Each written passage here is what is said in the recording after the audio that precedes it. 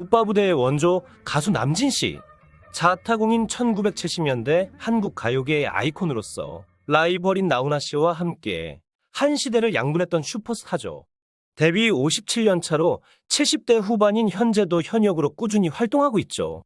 어마어마한 부잣집에서 태어나 별 어려움 없이 살았을 것 같은데 꼭 그렇지만도 않았습니다. 내색하지 않았던 그의 굴곡 있는 인생과 이렇게 많은 나이에도 활동할 수 있는 숨은 비결을 알아보겠습니다. 끝까지 함께 하시면 남진 씨가 선사해주는 추억과 그가 젊음을 유지하는 노하우도 전수받을 수 있을 거예요.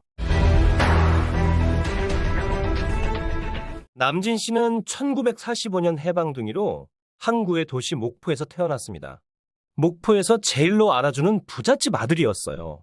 전쟁 직후인 1950년대 집에 자가용이 있었을 정도였습니다. 경찰관들이 자전거를 타고 순찰을 돌던 시절이었는데 학창시절 남진은 일본산 오토바이를 타고 학교에 다녔다고 해요. 아버지가 목포일보를 만든 사장이었고 국회의원을 지낸 김문옥 씨였는데 정미소 사업을 크게 했다고 합니다. 어머니는 교육자 출신으로 두 분 모두 남진이 공부를 열심히 하기 바라며 가정교사까지 붙여주었지만 정작 본인은 공부에 영 흥미를 느끼지 못했습니다. 대신 예체능에 소질을 보였는데 특히 음악은 하루 종일 들어도 질리지 않았다고 해요. 고등학교를 졸업할 때쯤 그는 배우를 꿈꿔서 서울의 상경에 아버지 몰래 한양대학교 연극영화과에 입학원서를 내버렸습니다. 그런데 운명은 그를 가수로 이끌고 갑니다. 학생 때부터 팝송을 즐겨 불렀던 남진은 그 무렵 레스토랑에서 팝송을 불러 밴드마스터에게 가수 제의를 받게 돼요. 밴드마스터는 당시 최고 인기 가수 남일의 곡을 만들었던 작곡가 한동훈 씨를 소개해 주었어요. 한동훈 씨는 자신의 음악학원에 등록하고 연습생 생활을 하라고 합니다. 영화배우의 길을 꿈꿨던 그였지만 순전히 학원에 있던 여학생이 이뻐서 등록을 하고 연습생 겸 연애를 시작했다고 해요. 1965년 드디어 첫 음반을 레코딩하게 되었죠. 팝송만 듣던 남진 씨는 가요를 몰랐는데 당시 미팔군에서 이름을 날리던 가수 최희준 씨를 보고 그의 음악에 큰 감명을 받고 그를 따라합니다. 한동훈 씨가 작곡해준 데뷔곡은 부잣집 도련님 같은 그의 인상에 어울리게 서울 플레이보이라는 팝 계열의 노래였습니다. 철저히 최희준 씨를 따라한 창법을 구사했는데 오히려 그게 마이너스가 된 것 같다고 해요.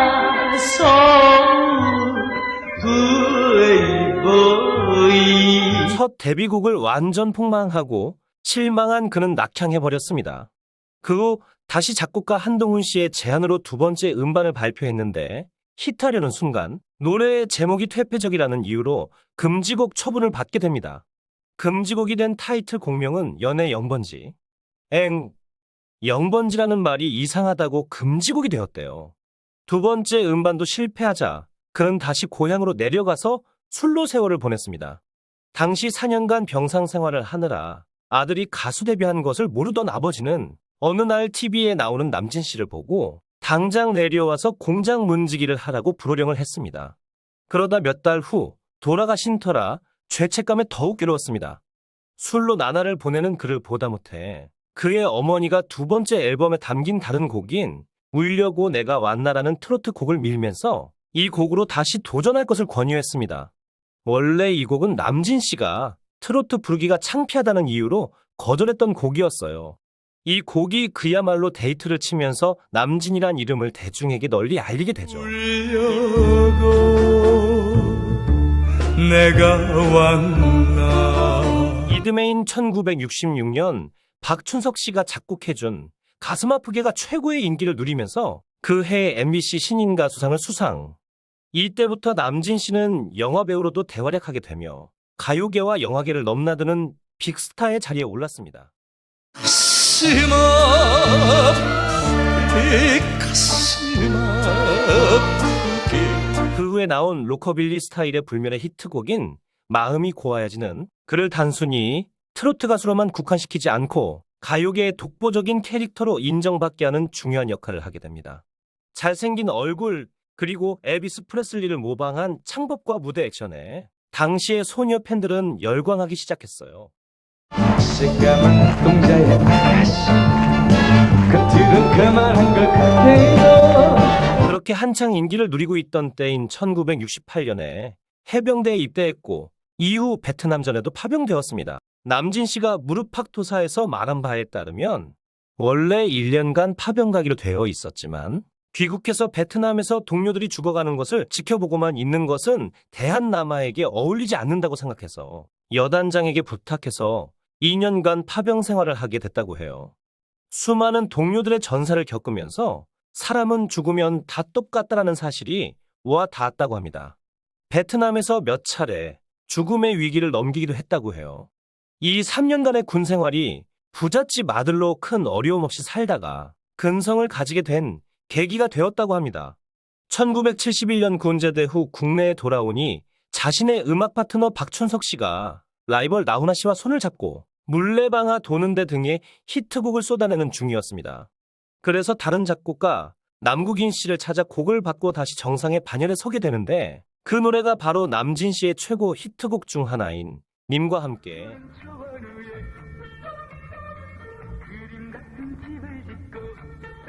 제대 후에 더욱 폭발적인 사랑을 받게 된 그는 국내 가수 최초로 서울시민회관에서 귀국기념 공연을 열었고 컴백 4개월 만에 TBC 남자가수상과 MBC 최고 가수상에 오르죠.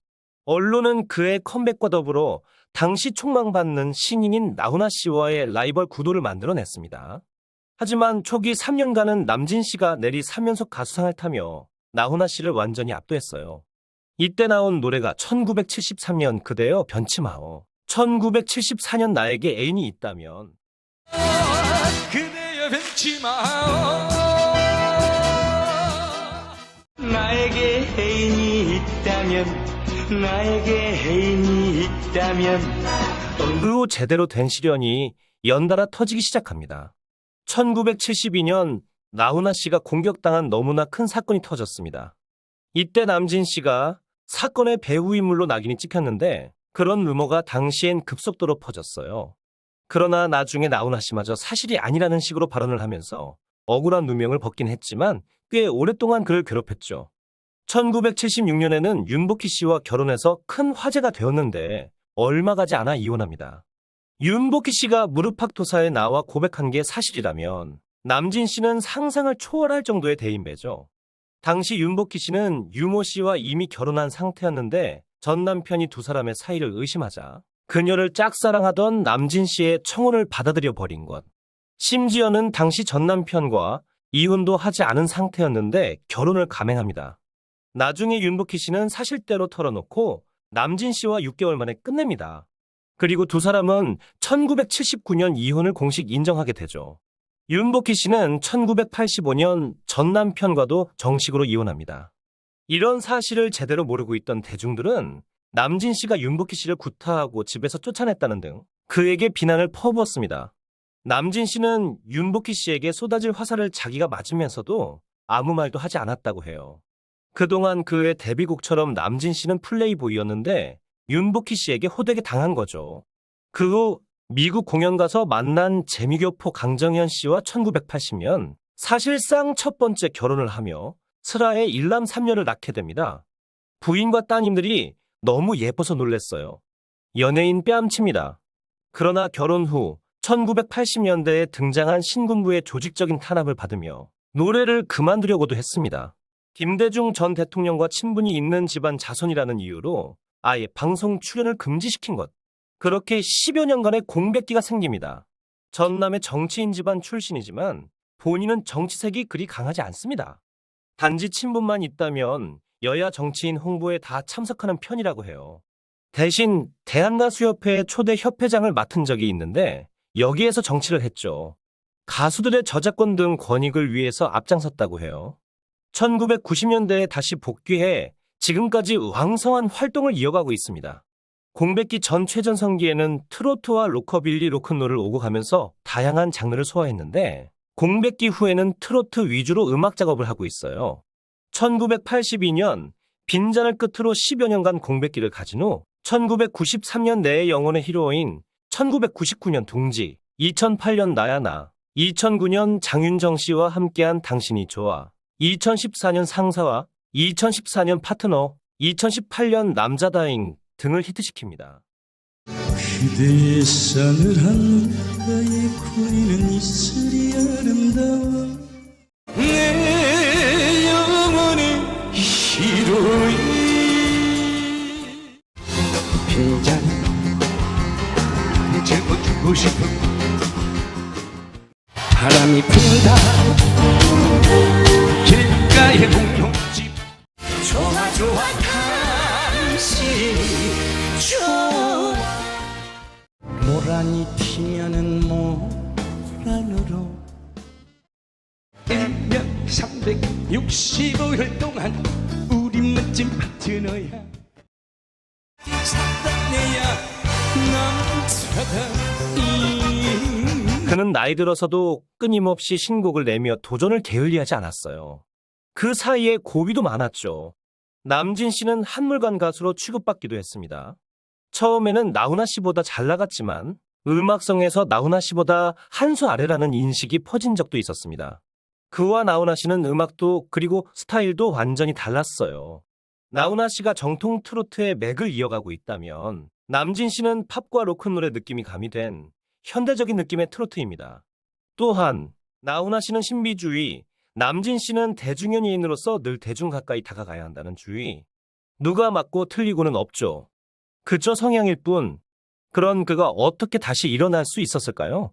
2008년 나야나라는 곡을 발표했었는데 2020년 미스터트롯에서 김수찬 씨가 이 노래를 불러 제대로 역주행했습니다. 새로운 대표곡 중 하나로 꼽힐 정도였어요. 이렇게 후배 가수들이 남진 씨의 곡을 불러서 역주행하는 경우가 적지 않았습니다. 남진 씨가 부르는 트로트는 시세말로 뽕기가 적고 중후하면서도 세련된 느낌이 들어 후배 가수들이 선호하는 측면도 있죠. 또 하나의 이유는 그의 인성이었습니다. 그의 매력은 다름 아닌 유쾌함. 후배 가수들을 만나면 상대가 인기가 있든 없든 어이 동상 잘 지냈는가 하고 먼저 손을 내민다고 해요.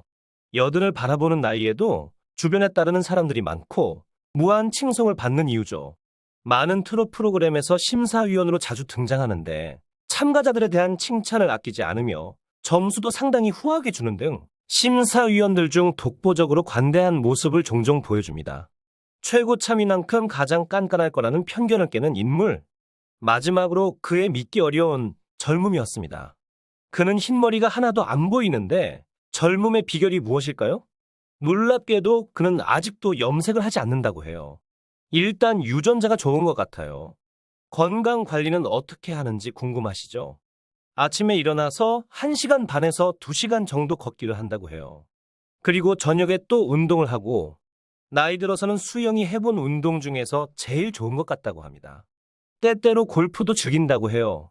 그리고 노래를 많이 부르는 것이 젊음의 비결인 것 같다고도 말했습니다. 호흡 운동이 저절로 된다고 해요.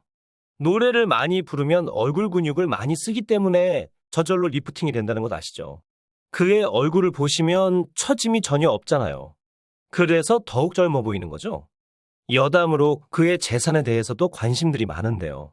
벤츠 S63 AMG 쿠페의 오너, 메르세데스 벤츠를 워낙 좋아해서 S63 AMG 말고도 마이바흐와 지바겐 등 6, 7대의 벤츠 차량을 더 보유하고 있다고 해요. 여유가 넘치니 이렇게 할 수 있겠죠. 가수 데뷔 55주년을 기념해서 수익금을 전액 기부하기도 하는 등 보이지 않게 좋은 일을 많이 하고 있다고 합니다. 멋지게 사는 어르신으로서 앞으로도 건강하고 행복하게 활동해 주시기를 응원하겠습니다.